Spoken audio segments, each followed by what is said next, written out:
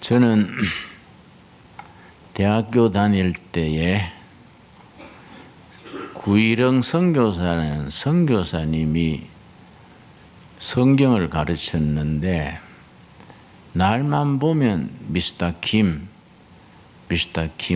목사가 되게 자꾸 그렇게 권했습니다. 나는 그때 목사 될 생각이 전혀 없었는데 자꾸 목사 되라 하니까 그 선교사님 그 사람 보고 악담하지 마소. 그 뭔 목사를 하라 하요. 그랬더니 그 선교사님이 영어로는 그룹인데 구일영 늘 나가 목사 되게 해달라고 그렇게 권하고 중복 기도를 하더라고요.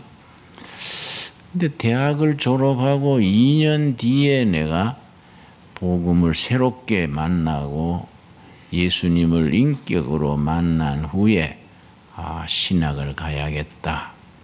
그래서 이제 신학교 가겠다고 구일영 선교사한테 가서 선교사님 그 학교 다닐 때 늘 신학 가서 목사 되라 했는데 내가 가기로 했습니다. 그랬더니 그 선교사님이 어떻게 기뻐하는지 그때가 5월 달입니다. 미스터 김 신학교 시험은 아직 내년 입학이니까 몇 달 남았으니 그동안에 목회자 없는 시골교회 가서 목회하다가 가면 어떻겠는가. 그래서 내가 좋겠습니다. 그런 교회가 있습니까? 그랬더니 그 자기 집차에 나 짐을 싣고서는 달성군 그 구지 목단교회라는 데 나를 데려다 줬습니다. 달성군에 경상남도 경상북도 그런 경계가 되는 곳에 나를 실어다 줬습니다. 5월 달에 갔는데요. 교인이 한 30명 됐습니다. 목회자가 없으니까 내가 이제 전도사로 이제 시작을 한 겁니다. 근데 5월 달에 갔으니까 가정 신방을 나가면 다 들에 나가고 집에는 강아지밖에 없어요.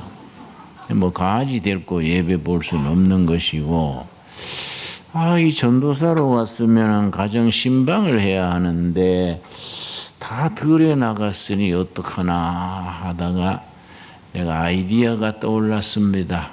좋다.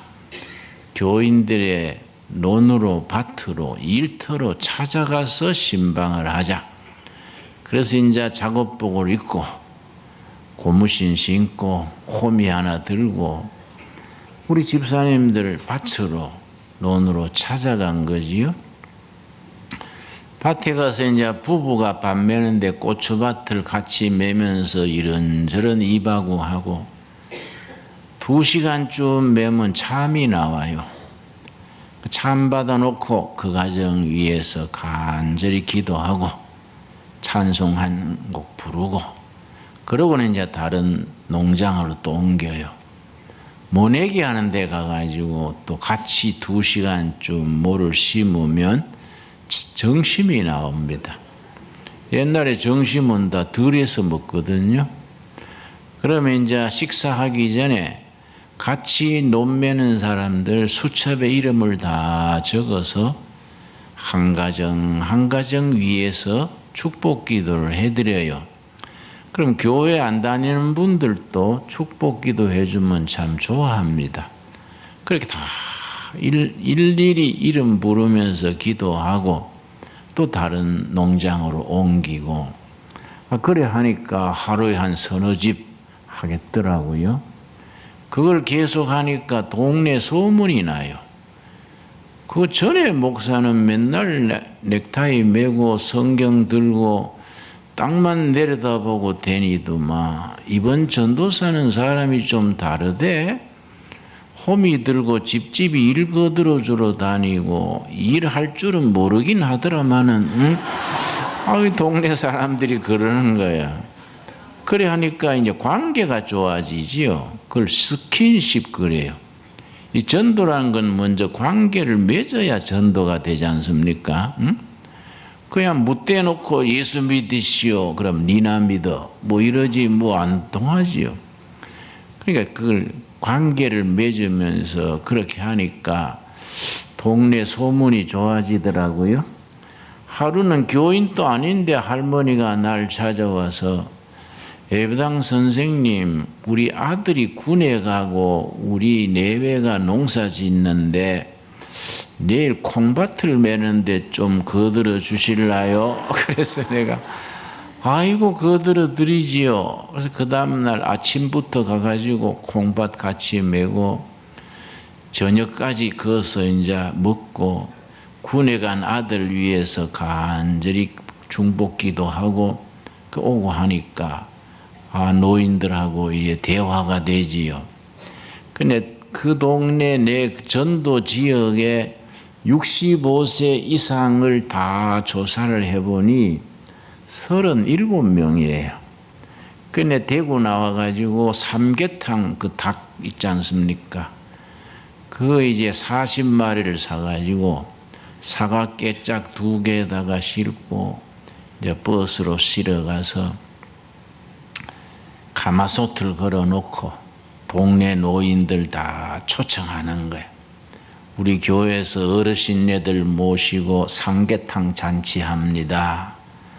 오십시오. 그냥 입으로 오락하면 안 돼요.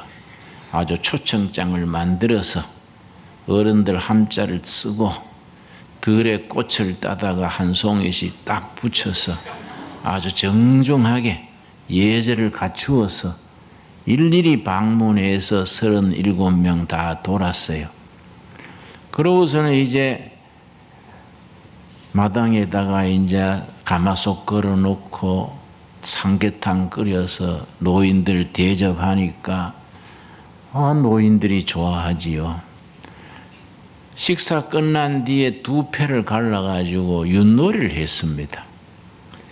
이겼는 편은 이겼다고 상 주고 진 편은 지느라고 수고했다고 상 주고 이렇게 하니까 그러고 이제 윷놀이 끝난 뒤에 이제 흘러간 가요. 옛날 노래 자랑하라고. 예배당 안이 아니고 마당이니까 세상 노래 해도 됩니다. 한 곡조씩 뽑으세요.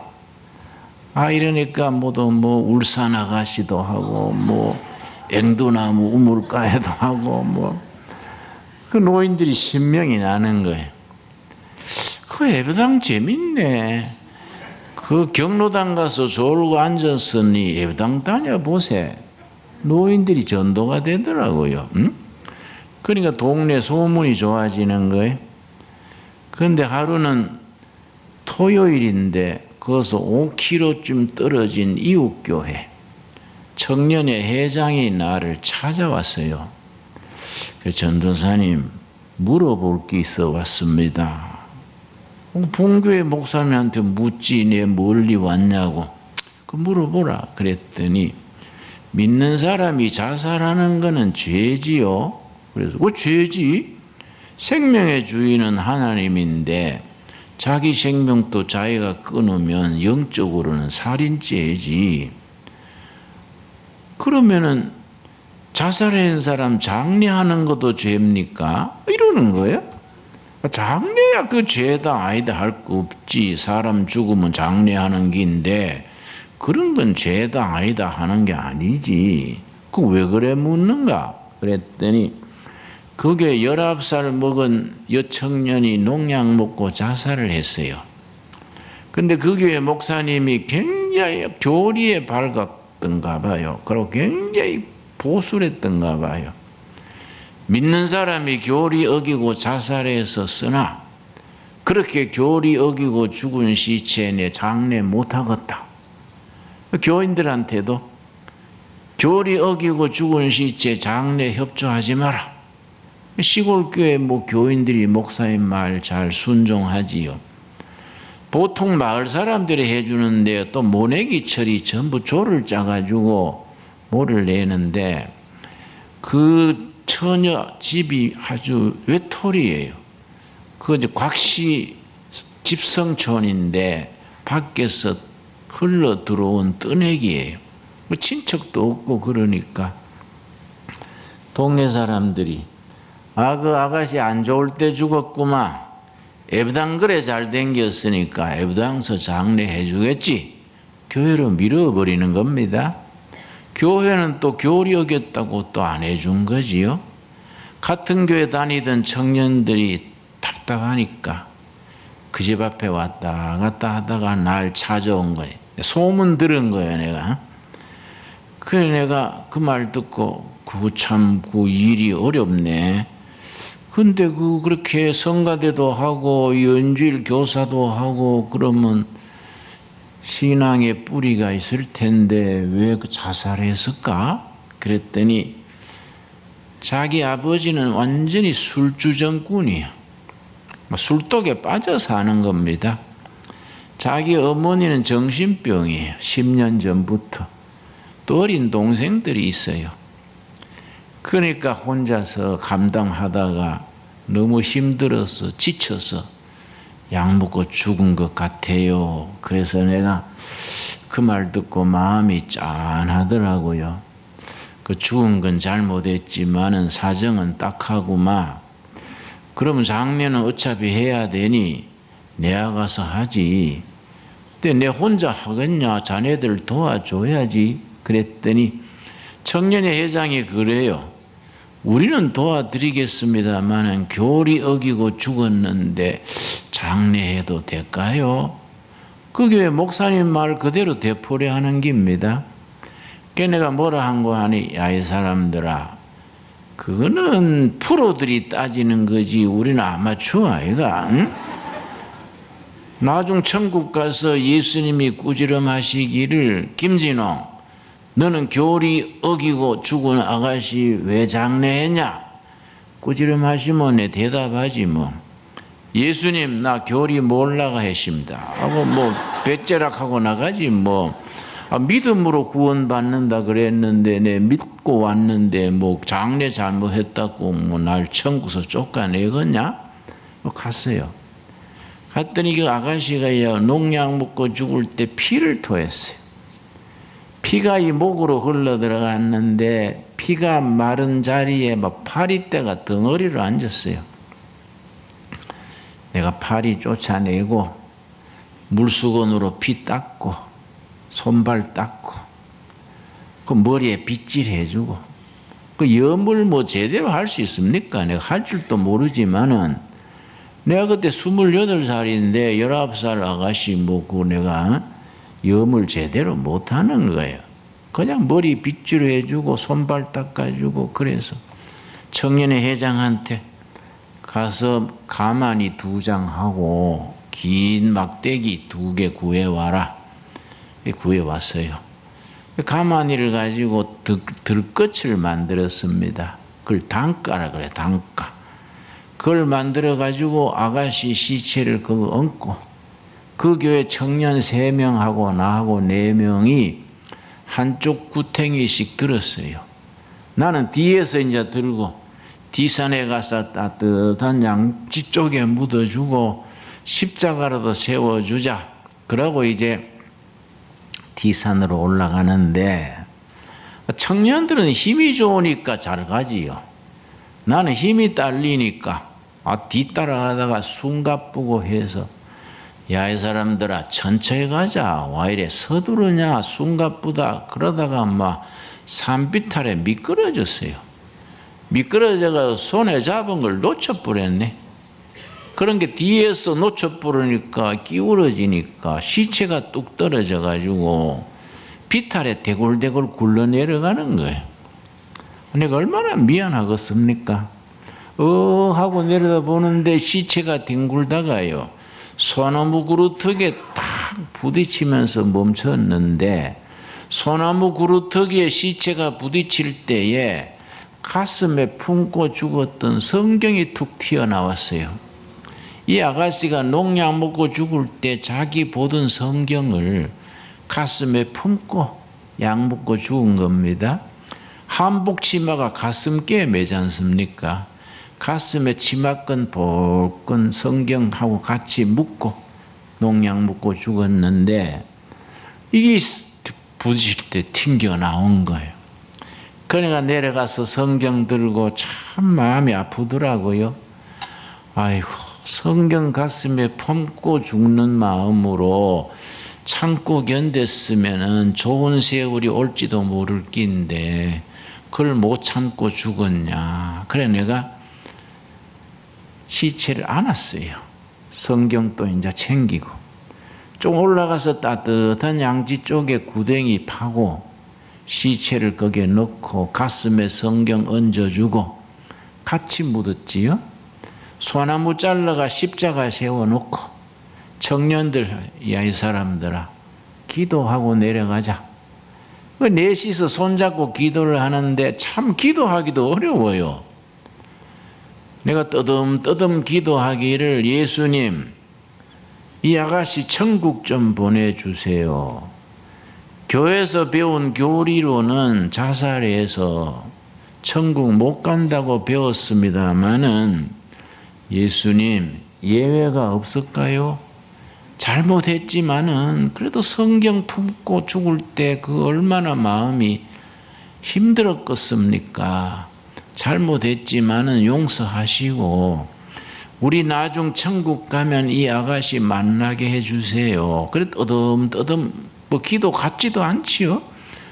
그래 기도를 하니까 청년들이요 뭐 주잔저가 대성통곡을 해요.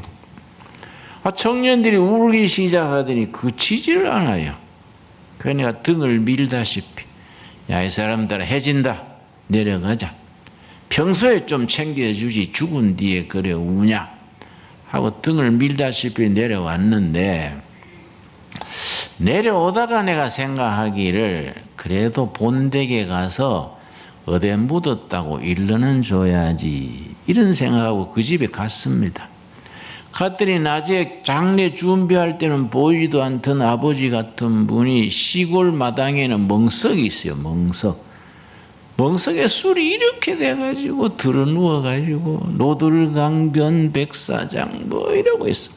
내가 열받아가 발길로 차버리고 싶어. 적어도 인가해가지고 그거 대고 뭐 딸 어디 묻었습니다. 걔도 뭐 알아듣도 못하겠고 보니까 안방 문 열어놓고 그 엄마 같아요. 머리가 막 흐트러지고 옷 매무새가 허름한 아줌마가 문 열어놓고 가만히 먼 산 쳐다보고 있더라고요. 아, 정신병 앓는다는 엄만개로구나. 그 앞에 갔어요. 아주머니, 내 댁에 따님을 묻어주고 오는 길입니다. 어느 꼴짝이 아시지요? 시골에는요 꼴짝이에다 이름이 있습니다. 우목골, 갑사골, 무슨 골. 그 꼴짝이 이름 되면 다 알아요. 시골 사람들은. 어느 꼴짝이 아시지요? 산중턱에 따뜻한 양지 쪽에 묻어주고 소나무로 십자가 세워놨어요. 정신 들면 가서 보세요. 그러고 돌아서는데 아주머니가 손으로 나를 불러요. 말은 안 하고 손으로 불러서 아주머니 하실 말씀 있으세요? 그랬더니 더 바짝 가까이 오라고 불러서 얼굴 앞에까지 내가 갔더니 하실 말씀 있으면 하세요. 그랬더니 아무 소리 안 하고요. 그 깔고 있는 돗자리가 있어요. 돗자리를 드시더니 종이를 한 장 끄집어내서 나한테 주면서 내 딸 묻어주시서 고맙습니다. 보니까 돈이요, 돈. 돈이 그 돗자리 밑에 몇 년 있었는지 누렇게 떠버렸어요. 그 돈 색깔도 변했는 돈을 나한테 주면서 고맙습니다.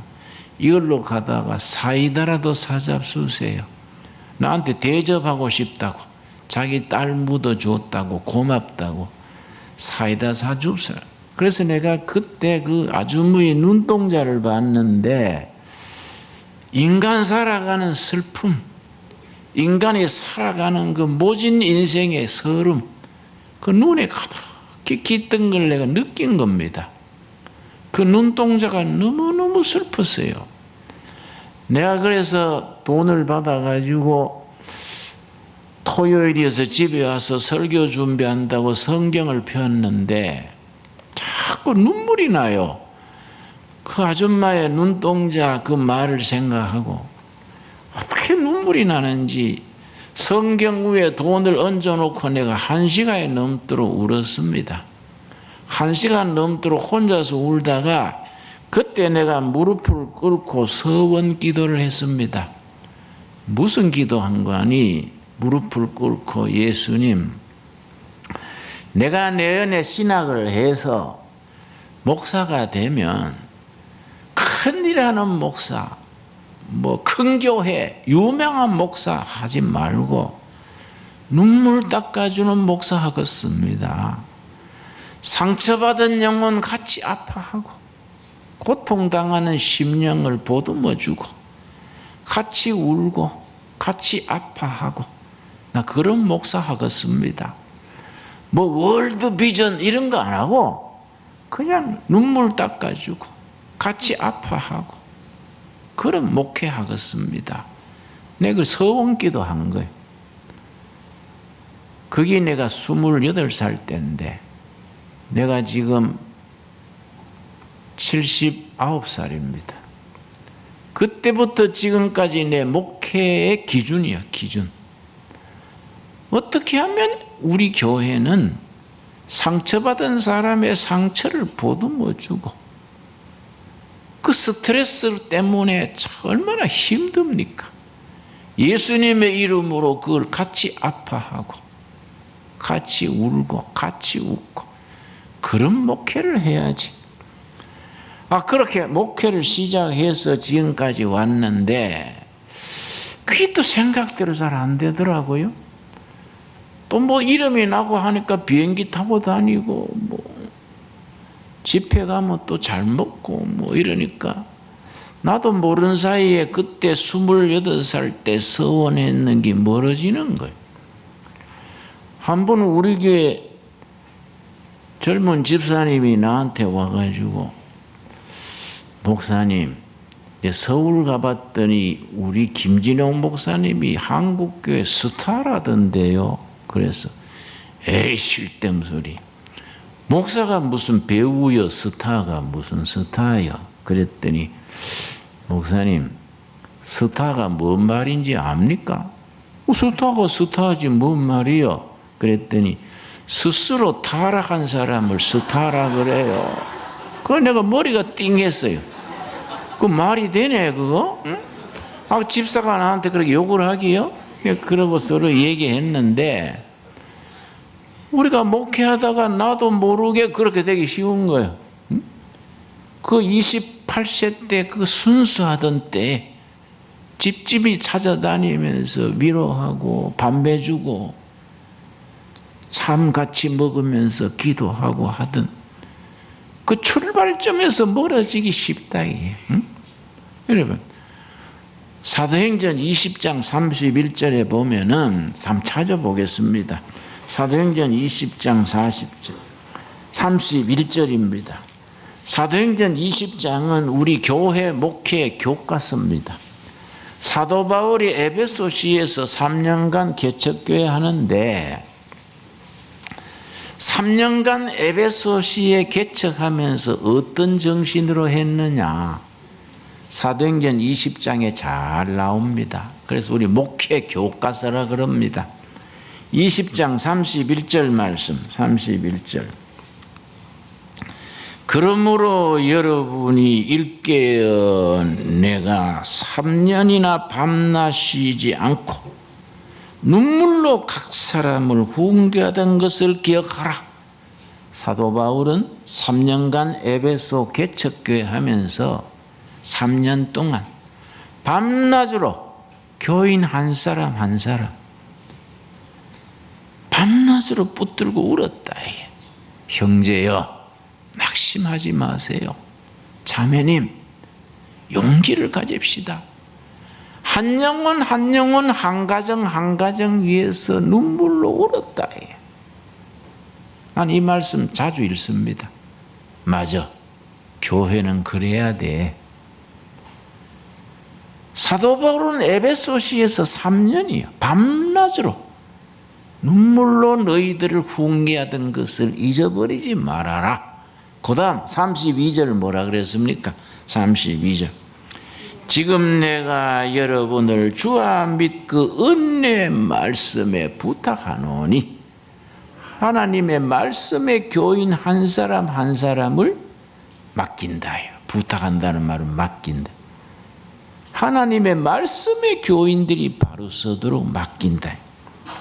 그 말씀이 여러분을 능히 든든히 세우사 거룩하게 하심을 입은 모든 자 가운데 기업 있게 하시리라. 하나님의 기업, 하나님의 기업. 말씀 위에 뿌리를 내리고 튼튼히 선 하나님의 기업. 그런 교회, 그런 성도가 돼야 되지 않겠습니까? 그래서 교회는 서로서로 중복기도 하고 위로하고 말씀에 함께 서서 하나님의 기업이 되어가는 이 얼마나 소중한 일입니까, 여러분? 우리 한국교회는 세계교회에서 모범교회입니다. 한국교회 자랑이 세 가지입니다. 그 전통을 지켜가야 돼요. 첫째는 한국교회는 이런 말 저런 말 시끄럽고 말썽도 많고 그런 거 있음에도 불구하고 한국교회 주류 메인스트림 주류 중심은 늘 복음적이에요. 그 영어로 표현할 때는 이반제리칼 그래요. 한국교회는 전 세계가 부러워하는 복음적인 전통이 분명합니다. 복음적인 전통, 그걸 이반제리칼 트래디션. 복음적인 건 뭡니까? 교인 한 사람 한 사람이 예수님과의 관계, 예수를 믿음으로 구원받은 확신, 기도가 응답받는다는 확신, 임마누엘 주님이 함께 하시는 확신, 이 복음적 신앙 위에 서 있는 교회. 한국교회 자랑의 두 번째는 좋은 평신도들을 많이 길렀습니다. 정치계, 문화계, 교육계, 각계를 층에 보면요, 아주 신실한 장로, 집사, 권사님들이 제자리를 차지하고 있어요. 이 한국교회가 그게 참 거기서 흔들리지 않는 거예요. 좋은 평신도들을 많이 길러냈습니다. 우리가 교회 안에서 은혜 받아가지고 교회에 머무르는 게 아니지 않습니까? 세상에 나가서 복음의 증인으로 사는 거 아닙니까? 안 그렇습니까? 사회에 나가서 직장인으로, 사업가로서, 농사꾼으로, 교사로 크리스찬답게 사는, 이게 참 소중한 거이지요. 세 번째는 우리 한국교회 자랑이 뭐냐 하면은 선교하는 교회예요. 우리나라는요, 선교사 보내는 그 선교사가 지금은 23,000명쯤 되는데 숫자로는 세계 3등인데요. 인구 비례로는 우리가 1등이에요. 2000년 교회사를 보면요, 선교를 많이 하는 교회 그 나라는 하나님이 반드시 축복하십니다. 근데 우리나라는 어려운 중에서도 한국교회는 23,000명이나 해외 선교사 보내가지고 그걸 뒷바라지 하니까 하나님이 기뻐하실 줄로 믿습니다. 그러니까 열심히 선교해야 돼요. 이런 전통을 우리가 잘 살려나가서 우리 교회가 정말 하나님께 영광 돌리는 교회다운 교회가 돼야 되지 않겠습니까? 아름다운 교회, 교회다운 교회가 되는 데는 세 가지가 필수라 그래요. 세 가지. 첫째는 신앙 고백이 분명해야 돼. 근데 대충 교인들 보면요, 내가 집회를 다녀보면 교회 직책은 권사고 안수 집사인데 이야기를 해보면요, 신앙 고백이 분명하지 못해요. 믿음으로 구원받았는지 못 받았는지, 죄 씻음 받았는지 못 받았는지, 죽어서 천국 가게 되는지 이걸 모르는 거죠. 신앙 고백이 분명하지 않으면요, 이거는 30년, 40년 믿고 맨날 초신자 수준이에요. 여러분, 유도나 태권도를 20년, 30년 하면 날고 기지요. 교회는 30년, 40년 다녔는데도 맨날 초신자로 빙빙 도는 거예요. 왜냐? 말씀에 깊이 뿌리 내려서 목숨 걸고 믿는 신앙 고백이 있어야 돼요. 그러니까 여러분, 교회는요, 열심히 성경 공부하고 합심 기도하고 성경을 우리가 깊이 파고 들어가야 됩니다. 그런데 이 사회생활에 바빠가지고 일주일에 한 번 와서 대예배 보고 가버리면 신앙이 자랄 수가 없어요. 좋은 신앙 가지려면 투자해야 됩니다. 두 번째, 좋은 교회 되려면 좋은 교회, 좋은 신앙, 자기 섬기는 교회를 지성으로 섬겨야 돼요. 그 교회론적 자세라 그럽니다. 교회를 지성으로 섬겨야 되는데 요새는요, 너무 교인들이 교회를 쉽게 옮기고 이 교회 저 교회 다녀섰고, 그래 한 분은 우리 교회에 상당히 이름난 교회 여전도회, 연합여전도회 회장하는 권사님이 우리에게 등록을 하더라고요. 그래서 내가 새신자반때, 권사님, 그 교회를 옮기는 것은 그거 심각하게 생각해 봐야 됩니다. 여선도회 연합회 회장 하다가 교회 옮기면 이거 보기 안 좋은데요. 그랬더니 권사님이 어떻게 섭섭해 하는지, 목사님, 교회 옮기기가요, 이혼하기만큼 힘들어요.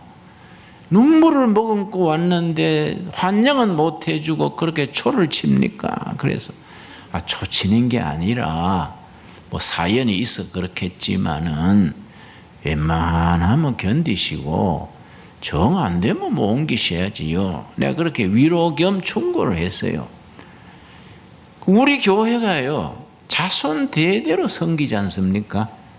우리 아들, 손자 대대로 섬기가는 소중한 교회인데 교회를 소중한 줄 알아야 됩니다. 그러고 교회 직분을 1월 달에 맡아가지고 12월까지 뭐 목숨에 관계없는 난 직책을 잘 감당해야 되는데 5, 6월 때만 빠지기 시작하다가 나중에는 뭐 흐지부지 안 하고 그래 하면 안 돼요.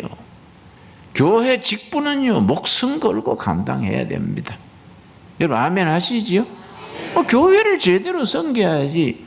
뭔 이유를 대 가지고 교회를 한두 번 빠지기 시작하면 그 습관이 돼요. 예배 자꾸 빠지기 시작하면 그게요, 나중에는 그 습관이 돼 가지고 자꾸 빠지게 되는 거이지요. 우리가 그런 거는요, 아주 정신 차려야 됩니다. 그러고 좋은 교회 되려면은요, 좋은 신앙, 좋은 교회는 역사의식이요, 역사의식. 역사의식 하면 말이 어려운 것 같지만은 실제는 어려운 말이 아닙니다. 교인이, 교회가 그 시대에 사람 살만한 세상 만들기 위해서 봉사하고 사명감을 가지는 것, 역사의식이라 그래요. 기독교 신앙은요, 무당신앙하고 질적으로 다릅니다. 무당신앙, 무속신앙은 자기 복받고 병 고치고 그건 늘 얘기하지만은 성경적 신앙은요, 구원받은 신앙으로 세상이 사람 살만한 세상, 정의로운 사회, 아름다운 사회를 건설하기 위해서 각자 맡은 사명을 감당해야 되지요. 그걸 역사의식이라 그래요. 여러분, 나는 우리 한국교회, 저는 뭐 3대째 모태신앙이니까 너무 한국교회를 사랑합니다. 내 경북 청송 사부실 가는 시골 마을에서 할아버지가요, 삼형제가 머슴살이 했어요. 머슴살다가 예수 믿기 시작해서 내가 손자인데, 내가 모처럼 고향 청송 갔더니 동네 할머니들이 나를 보고요, 이 누이고 무슨 집 손자 아이라. 그래. 삼형제가 무슨 살았으니까 무슨 집이요, 우리 집이. 엄청 출세했더만. 그래서 아이고 할머니, 우리 동네 할매 그래, 할매 내가 뭐 목사인데 뭔 출세를 해요. 그랬더니 아니야, 연방 텔레비에 나오던데. 시골은 텔레비 많이 나오면 출세했다는 거예요. 그래서 무슨 집에서 손자로 나가지고 우리 집안은 예수 믿어서 팔자 핀 집안이. 나는 한국교회를 너무너무 사랑합니다. 내가 한번 동두천이 시골이거든요. 산속이거든요. 서울 갈 때 그건 지하철이 다녀요. 지하철 타고 내가 서울을 가는데 청년 2명이 지하철을 타더니 지하철 안에서 싸움을 하는 거야. 막 소리를 질러가지고 막 소리 지르고 다투니까 옆에 있던 어른이요, 꾸지람을 하면서 뭐란 게라. 야, 이 사람들아, 싸우려면 에베당 가서 싸우지 와 지하철에서 이러냐. 내가 충격을 받았어. 충격. 왜 그 말 하냐요. 싸우려면 에베당 가서 싸우지 왜 지하철에서 싸우냐. 그 말이 괜히 나왔겠습니까? 그런 말 들으면 내 가슴이 아파요. 우리 선배들이 참말로 눈물로 세운 교회인데 순교하며 피 흘리며 금식하며 이렇게 발로 뛰어서 세운 교회인데 우리 대에 와가지고 교회가 그렇게 세상 사람들한테 그렇게 빈축 삼아 되겠습니까? 여러분, 사도 바울이 한 명 한 명을 눈물로 기도하면서 말씀에 부탁하는 그 교회의 빛나는 전통을 여러분, 삼일교회나 내가 섬기는 둘의 교회나 다시 한번 시작한다는 마음을 가질 수 있게 되기 바랍니다. 교회는요, 한 사람 한 사람, 한 영혼 한 영혼. 나는 시골교회 목회를 오래 했습니다. 근데 시골교회 목회하는데 우리 아들이요, 막내 아들이 초등학교 3학년 때 통지표를 받아왔는데 이 산수가 30점이야. 내가 놀래가지고, 야, 이거 연필을 뒹굴어도 50점이지 어떻게 30점을 받냐. 우리 집사람한테 물었어요. 혹시 처갓집에 30점 있었냐. 그러니까 그런 일에 처갓집을 왜 들먹어요. 그래서 하도 집안에 없던 내력이 나타나서 계통이 그쪽인가 해서 그래 묻지 뭐 섭섭해하지 마소 그랬는데, 엄마 아버지 그래 얘기할 동안에 아들이 고개를 숙이고요, 손가락으로 발가락 만지고 기가 죽어 있더라고요. 그 점수 낮은 것 때문에. 그래 내가 안 그래도 공부 못하는데 기까지 죽여놓으면 좀 큰일 나지 해서, 야 힘내라. 아버지 니 잘못했다는 게 아니고 신기하다는 거지 뭐 딴 거 아니야. 너 공부 취미 없으면 학교 갔다 와서 형들한테 양계하는 거 배워. 우리 자연 양계는 10,000마리 그래 먹였어요. 그 먹여. 그랬더니 저엄마가 싫어하지요. 그래서 사모지요. 목사들이 어려서부터 양계나 배워가 되겠습니까? 그래서 양계가 어땠어? 닭이 10,000마리가 존경하고 따르는데 뭐였대서? 10,000마리 잘 생긴 10,000마리 잘 먹이면 한 달 수입이 700-800만 원 돼요. 서울대학 나왔다고 700만 원 누가 주냐?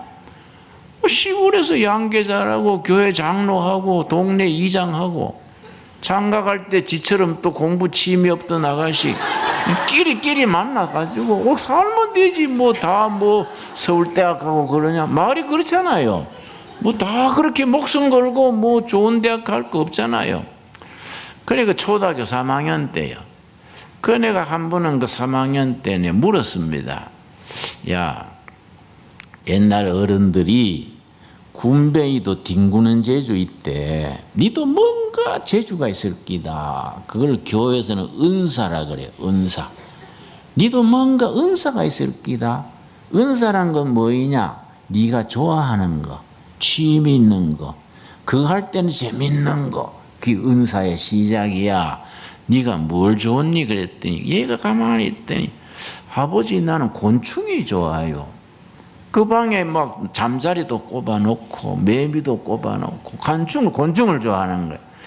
그래서 됐다. 내가 이제 서울에 가가지고 서점에 가가지고 프랑스의 파브르라는 곤충학자가 있습니다. 저 벽촌에서 초등학교 선생하면서 평생 곤충만 연구했습니다. 그래서 곤충 연구한 걸 글로 썼습니다. 그걸 파브르의 곤충기라 그래요. 세계적인 책입니다. 근데 서울 서점에 가가지고 파브르 곤충기 초등학생, 중학생 알기 쉽게 쓴 게 없습니까? 그랬더니 예, 마침 10권짜리 나왔습니다. 초중생을 위한 풀어 쓴 곤충기 있습니다. 그래서 내가 그걸 10권짜리 샀어요. 아들한테 갖다 주면서 생일 선물로 주면서 야, 너 곤충 취미 있다 그랬지? 니 한번 읽어봐. 유명한 곤충학자야. 줬더니요. 한 달쯤 지난 뒤에 밤 1시인데 밖에 방에 불이 있어서 얘들이 웬일인가? 얘가 웬일인가? 안 자고 이렇게 불 끄지 않고 자나 해서 불 꺼주려고 들어갔는데요. 책을 보고 있어요. 너 웬일이냐? 그랬더니 아버지 사주신 책 재밌어요. 벌써 4권째 보는 거예요. 그러니까 그 또 보고 하더니 초등학교 6학년 되니까요. 걔 별명이 곤충 박사예요. 그걸 계속 봐가지고 친구들이 걔 보고 어이 곤충 박사 이래요. 그래 우리 여름에 이제 감자 캐는데요. 감자는 제때 안 크면 비 오면 밭에 썼거든요. 감자 캐는데 걔가 이제 옆고등에 한 고랑 맡아서 같이 캐는데 방아깨비 비슷한 곤충이 나왔는데 이게 내가 처음 보는 거예요. 그래서 내가 아들한테 야, 너 곤충 박사람이 이게 무슨 곤충이냐? 그때 걔가 선뜻 대답하기를 안트로푸스 하는 라틴어의 학명이 있어요. 학명. 그 어려운 학명을 딱 대면서 이건 무슨 계통인데 쫙 나가는 거예요. 내가 놀래가지고 네가 그걸 어떻게 하냐? 너는 내가 쉬운 건 모르고 어려운 건 아냐? 그랬더니 아버지 사준 책에 있어요. 그래서 내가 보고서 학명까지 아는 거예요. 걔가 그래 공부하기 시작하더니 대학을 어디 갔냐면 미국 코넬 대학이랍니다. 코넬. 전 세계 명문 대학입니다. 전 세계에서 하버드, 프린스턴, 코넬 이렇게 5등 안팎으로. 서울대학이 우리나라에서 유명하지 전 세계에서는 100등까지 못 들어갑니다. 코넬 대학에 들어가서 곤충 연구하는 거예요. 그래 내가 참 신통해서 기숙사에 전화를 한 겁니다. 새벽기도 마치고 생각하니 고마운 거예요.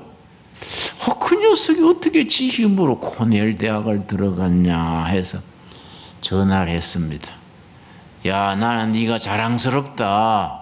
네가 어떻게 코넬 대학을 들어갔냐? 그랬더니 아버지 덕분이지요. 그래서 무슨 소리야? 내가 시골에 데리고 다니면서 고생만 시켰는데. 그랬더니 아버지, 내가 초등학교 때 30점 받아왔을 때 다른 아버지들은 쥐어받고 꾸지름하고 했는데 아버지는 나를 엔카리지 해줬잖아요. 용기를 준다 이 말이에요. 엔카리지 해줬잖아요. 그러고 내 취미를 살려가지고 곤충기 사다 줬잖아요. 그래서 내가 공부에 취미 들인 거지요. 아버지 덕분입니다. 그래서 내가 참 부자간에 얼마나 좋습니까? 여러분, 신앙생활도 교회 생활도 마찬가지입니다. 각자 자기 은사가 있는 거예요. 그렇지요? 우리 청소년들요. 낙제생도 있고 문제아도 있고 하지만은 포기하면 안 돼요. 모든 청소년들은 미래에 희망이 있는 겁니다. 우리가 대안학교를 하는데 대구에서 이제 학교 퇴학당한 아이들 학교를 세웠어요. 우리가 정식 대안학교 인가를 내서 세웠는데 대구에서 담임선생을 이를 뿌려뜨려 가지고 퇴학당한 학생을 누가 추천해서 우리 학교 왔어요. 고등학교 2학년이에요. 그 내가 걔를 보니까 참 측은해서 깡패도 아니면서 뭐 이래가지고 깡패처럼 그래서 내가 참 딱하더라고요. 야, 니 참 고생했다. 담임 선생님한테 맞기가 쉽지 때리기가 쉽냐. 네가 얼마나 답답했으면 담임을 때렸겠냐. 담임이 아마 네 자존심을 꽉 짓밟아서 에라 모르겠다 하고 채팅한 거지. 네 참 고생했다. 그 위로를 해준 거예요. 힘들었겠다고. 그러니까 걔가 눈물을 흘려요. 목사님, 나는 어른들한테 그런 말 듣고 싶어요.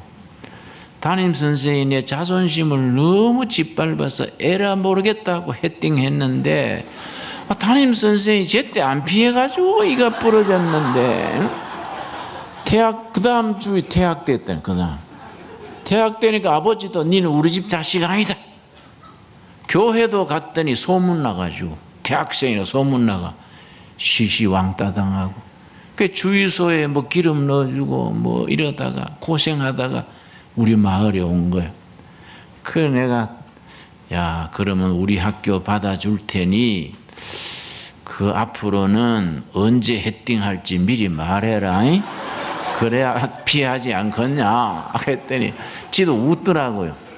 그래 이제 우리 학생 대에서 잘 다녔는데 2년 전에 내가 서울의 동국대학을 있습니다. 동국대학. 거기에 갔더니 학생들 상대로 내가 강의를 하고 마치고 나오는데 잘생긴 청년이요. 나한테 인사를 해요. 목사님 저 알겠습니까? 그래서 글쎄요 잘 모르겠는데 그랬더니 그 둘의 자연학교에 그 대구서 담임 선생 입 부러뜨리고 온 학생 기억나시지요? 기억난다 그래. 헤딩 전문 아이가. 응? 걔가 냅니다. 완전히 다 신사요 신사. 아주 잘생긴 대학생이요. 네가요 웬일이고 그랬더니 제가 금년에 이 대학에 경찰학과에 들어왔습니다. 그 경찰학과 유명해요.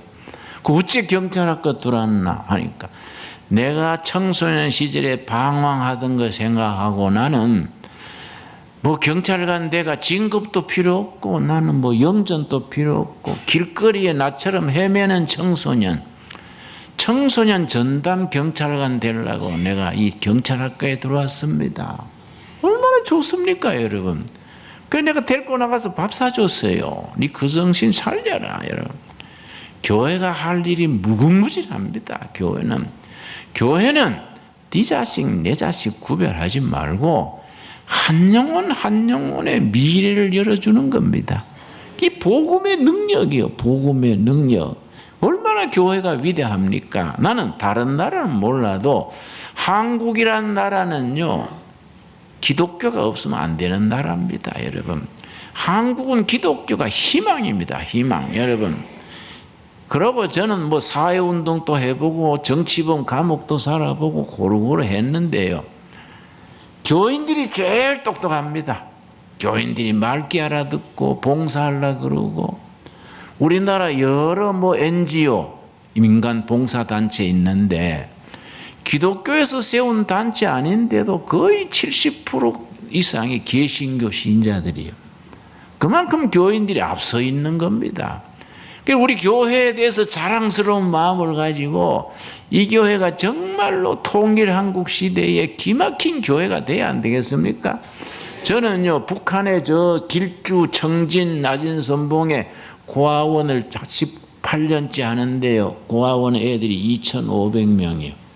우리가 중국에 동포를 보내가 직영을 해요. 돈을 보내면 공산당이 다 떼먹어버려요. 그래서 우리가 직접 경영을 합니다. 그런데 북한을 자주 가지요. 내가 평양을 갔더니 그 모란봉 중턱에 고려 호텔 있는데 거기 내가 이제 숙소에 갈 때마다 그런데 내가 짐 풀어놓고서는 꼭 가는 데가 있습니다. 모란봉 돌아서 좀 나가면요 김일성 동상이 있어요. 온 평양 시가지를 내려다보고 탁 이렇게 아주 거창하게 동상 세워놨습니다. 나는 그걸 몇 바퀴 돌아요. 몇 바퀴. 왜 도느냐? 밧줄을 어디서 걸어 당기면 잘 넘어질까? 실제입니다. 실제. 그 왜 그런 생각하냐?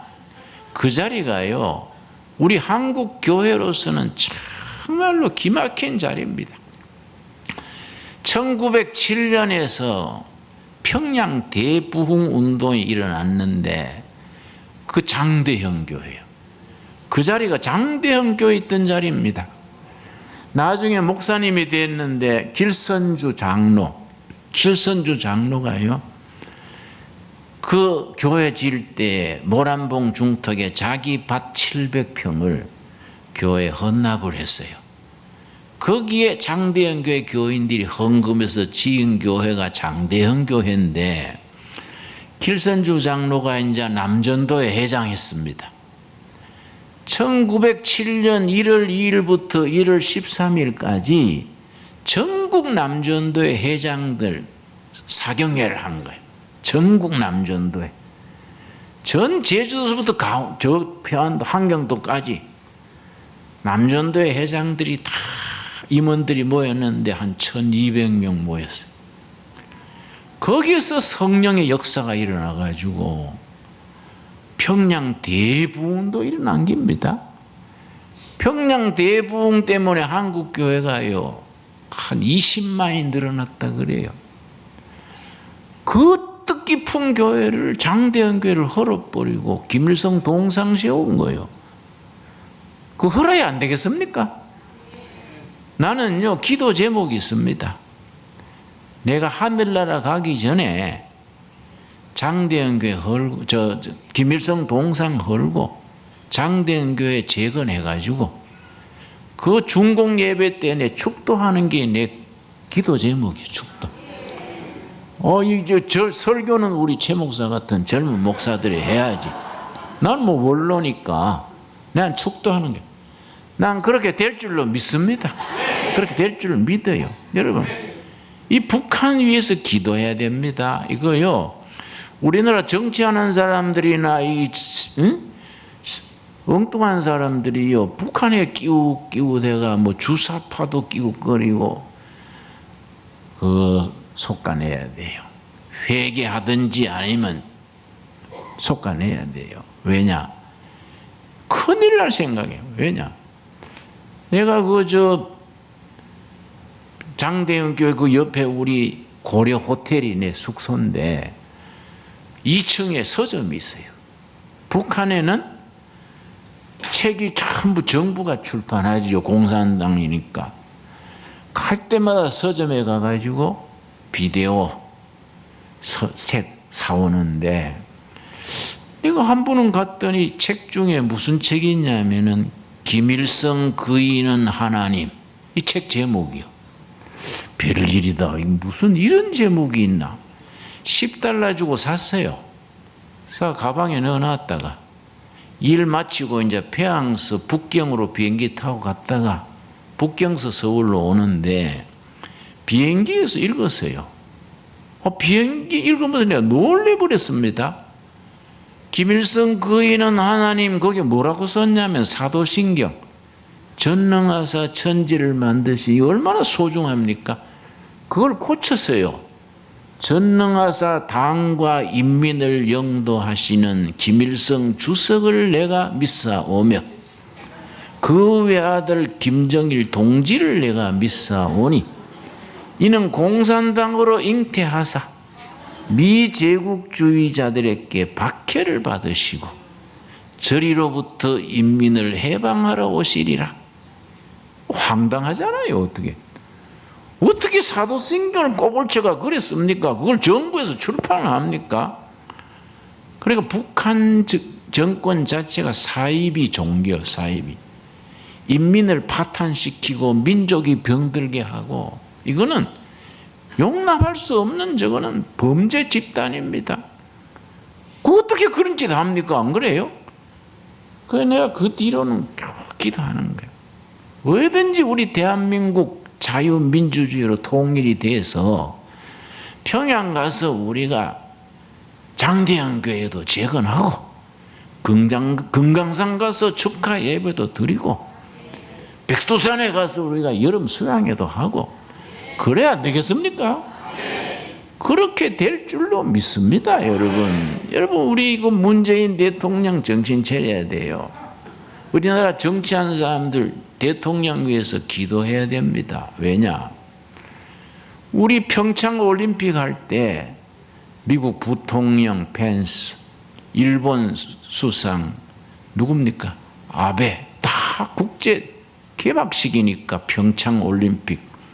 거기서 대통령이 연설을 하면서 뭐라고 했냐면 나는 신영복 선생을 가장 존경하는 사상가입니다. 근데 국민들은 신영복을 잘 몰라요.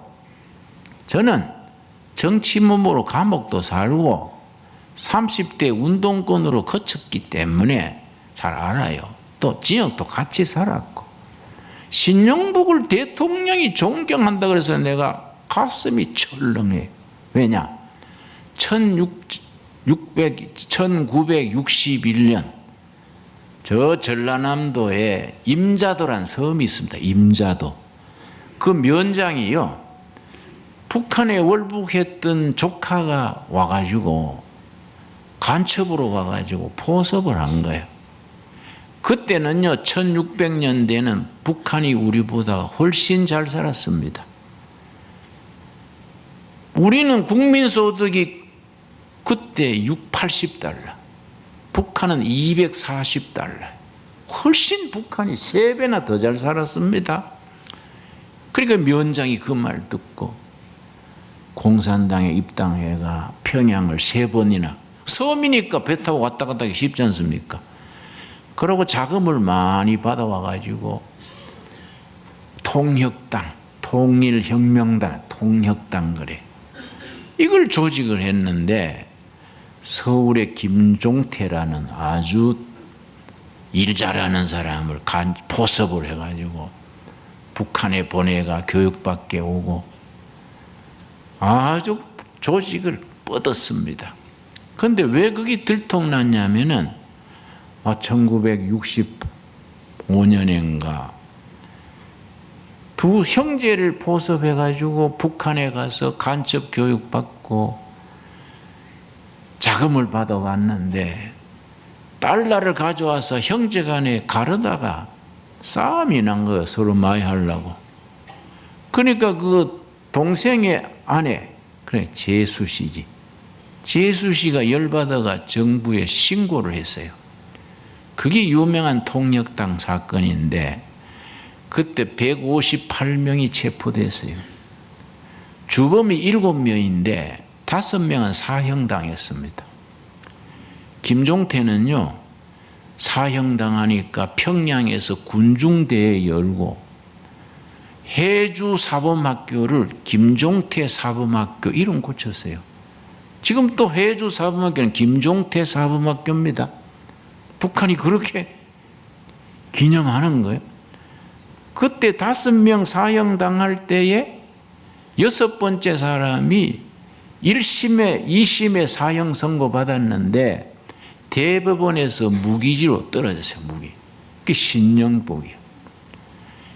1968년부터 88년 올림픽 할 때까지 20년을 형을 살고 전향서를 썼어요. 전향서.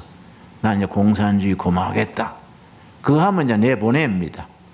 전향서를 써가지고는요, 저 서울에 가면은 성공회 대학이 있어. 성공회. 그리고 우리 기독교도 이 정신 차려야 돼요. 응? 간판은 성공회니 천주교회니 뭐 해놓고 속은 아닌 사람들이 있어. 성공회 경제학 교수가 된 거예요. 그 학생들한테 뭘 가르쳤냐면은 내가 뭐 전향서 썼지만은 내가 전향한 건 아니다. 나는 동지들을 배반한 적 없다. 난 통역당 그 당시에 그 사상대로 나는 살아간다. 그런 사람이 없어. 그래가 그 말지라는 잡지가 있지, 말. 그 잡지에 거기다 그것도 인터뷰에 싣고. 그랬는 사람을 대통령이 돼가지고 존경한다 하면 내가 정신이 아찔하더라고.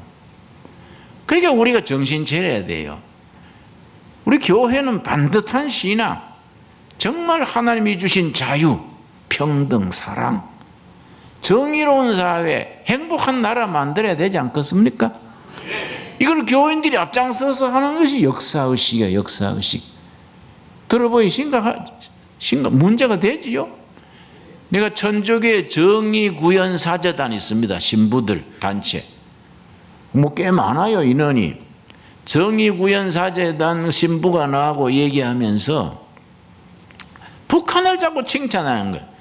의무교육이라 학비가 엄들고 의무치료라서 돈 한 푼 없이 치료받고 하도 그래서 내가 듣다가 신부님 역시 장가를 안 가서 여자한테 안 시달려 보니 철이 안 드네요. 내가 북한 갔던 얘기 들어보소. 내가 이제 낮은 선봉 가서 보신탕을, 북한은 당고기 그래, 당고기. 보신탕을 대접을 받았는데 이게 냉장고에 여름에 냉장고에 넣어놨는데 전기가 갔다가 왔다 하니까 전기가 갔을 때는 녹아버리고 전기 들어오면 또 얼고 이래가 이게 변질된 거예요. 그걸 모르고 나한테 당고기 대접을 받았는데 아이고 막 죽을 뻔했어. 뭐 꼭 죽게 됐더라고요. 내가 하도 막 죽게 됐으니까 급해가지고 그 낮은 선봉 병원에 나를 데려갔는데 뭐 급하니까 자기들도 세상에 옆방에서 맹장염을 수술하는데 마취제가 없어 생배를 째는 거예요. 생배. 아프다고 소리 지르고 링게르병이 그 내가 이제 그래 막 엄하니까 링게를 놓잖아요. 링게르병이 사이다병이에요. 사이다병. 거기에 끈 달아가지고 이거 맞다 죽는 거 아닌가 내가? 치과에 치과 이빨을 뽑는데 마취제가 없으니까 생이를 뽑는 거예요. 그래 내가 신부님한테 신부님 내 차비 보태줄 테니까 북한 가서 그 배 한 번 째보소. 이빨 한번 뽑아보소. 안 그렇습니까? 응? 괜히 택도 없는 소리 하면 안 되는 기라 우리가. 응? 하나님이 이 나라를 보호하사 우리 정말로 구원받은 성도들이 남한 북한 통일 한국 시대에 역사의 주인이 되도록 세워주실 줄 믿습니다. 교인들이 정신 차려야 돼요. 교인 정신 바짝 차려야 됩니다. 여러분 사도행전 2장 18절 보겠습니다. 사도행전 2장 18절 말씀.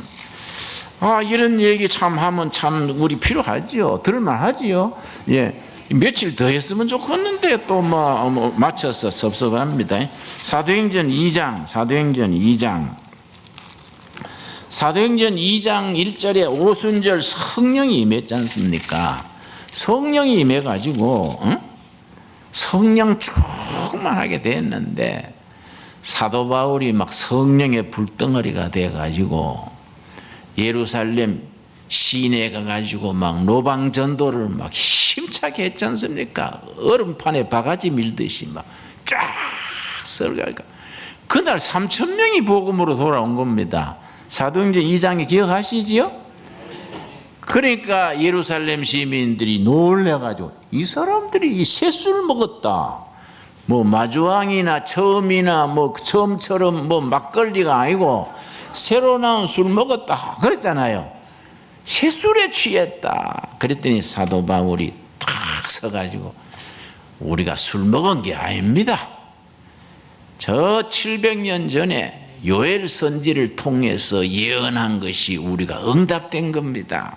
그래서 16절 사도행전 2장 16절입니다. 2장 16절 이는 곧 선지자 요엘을 통하여 말씀하신 것이니 일러스되. 여러분 구약의 예언자 요엘 아시지요? 요엘서 2장 28절에 있는 말씀입니다. 요엘서 2장 28절 요엘 선지를 통해서 말씀하셨으되 17절 하나님이 말씀하시기를 말세 내가 내 영을 모든 육체에 부어주리니. 말세 성령이 모든 영혼에 임한다. 부어주리니 너희의 자녀들은 예언할 것이요 너희의 젊은이들은 환상을 보고 너희의 늙은이들은 꿈을 꾸리라. 기막힌 말씀입니다. 여러분, 성령 받은 자녀들이 예언한다. 예언이 뭡니까? 뜻을 잘 알아야 돼요. 길 없는 시대에 길을 찾아서 선포하는 게 예언입니다.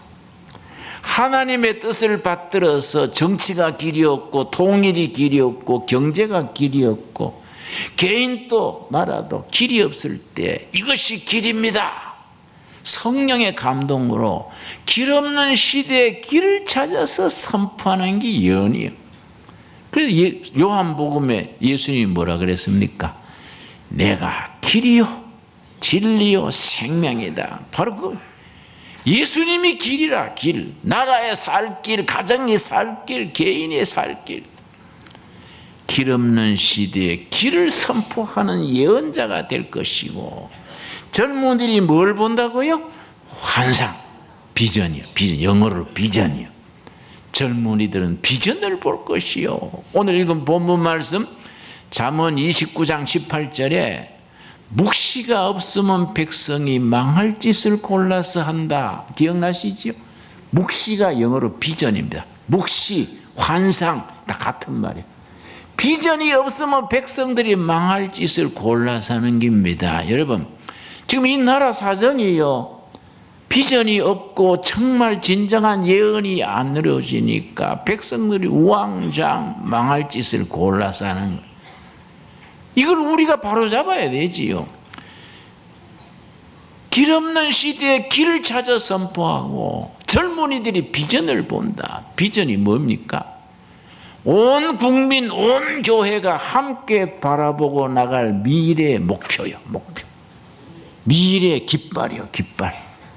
온 국민들이, 온 교인들이 함께 바라보고 나갈 목표. 이게 비전이요. 비전. 그래서 우리 정치 지도자나 교회 지도자들은 국민들에게, 교인들에게 성령 안에서 비전을 제시할 수 있는 영적인 사람들이 돼야 돼요. 여러분, 그래서 다음에 우리가 뭐 대통령을 뽑든 뭐 도지사를 뽑든 반듯하게 성령 안에서 비전 있는 지도자들을 뽑아야 됩니다. 지금부터 기도해야 돼요. 그렇게 될 줄로 믿습니다, 여러분. 젊은이들이 비전을 볼 것이고, 늙은이가 뭐라 그랬습니까? 늙은이가 꿈을 꾸리라. 여러분, 우리나라는 늙은이 65세 이상 늙은이 1000만 시대에 들어갑니다. 지금은 한 900만 되는데요. 1000만 늙은이들이 노인 냄새나 피우고 말이지 기침이나 해섰고 젊은 사람 지미대가 되겠습니까? 나는요, 지금 또 나이 이제 몇 달 지나면 80인데 지금 또 산에 일합니다. 저는 노동합니다. 열심히 일합니다. 늙어서 일하고 젊은 사람 본이 돼야지 뭐 늙은이들이 젊은 사람 짐대가 되겠습니까? 늙은이가 성령 받으면 꿈을 꾸리라. 여러분, 아까 이제 꿈 얘기했지요? 장대형 교회 건축하는 거. 근데 꿈 하나 더 있습니다. 우린 두레마을 이제 지리산에도 있고 동두천에도 있고 있는데, 북한 고아원에 개마고원에 두레마을 세우는 게 내 꿈이에요. 개마고원 그 높은 데가. 여러분, 북한 개마고원 두레마을 여름에 휴양 오시기 바랍니다. 여전도해 그 사경에 수련회 오시기 바랍니다. 나는요 그렇게 될 줄로 믿습니다. 확실히 믿어요. 그냥 대충 믿는 게 아니에요. 나는 목숨 걸고 믿습니다, 여러분. 성령 받으면 늙은이들이 꿈을 꾸리라. 여러분, 성령을 내가 부어줄 것이다. 너희 자녀들은 예언할 것이요, 너희 젊은이들은 비전을 볼 것이고 늙은이들이 꿈을 꾸리라. 얼마나 아름다운 말씀입니까, 여러분? 말세 내가 내 영을 모든 육체에 부어준다. 너희 자녀들이 길 없는 시대에 길을 찾아서 선포하는 예언하는 자녀들이 될 것이고, 너희 교회 젊은이들이, 청년들이 깃발이 없는 목표가 없이 후동지동하는 백성들, 정치, 경제, 사회, 잃어버리고 희망이 잃어버린 백성들 앞에 함께 바라보고 나갈 목표, 깃발을 걸어주는 청년들이 될 것이다. 너희 늙은이들이 꿈을 꾸게 되리라. 얼마나 귀한 말씀입니까, 여러분? 그런 성령을 충만으로 받아서 우리 자녀들이 예언자하는 자녀들이 되고, 우리 교회 삼일교회 청년들이 비전을 가지는 청년들이 되고, 이 교회 성도들이, 노인들이 꿈을 꿔서 성령이 역사하셔서 교회 살리고 나라 살리고 영혼 살리고 역사를 바르게 세우는 그런 교회, 그런 재단을 함께 이루어가게 되기를 바랍니다.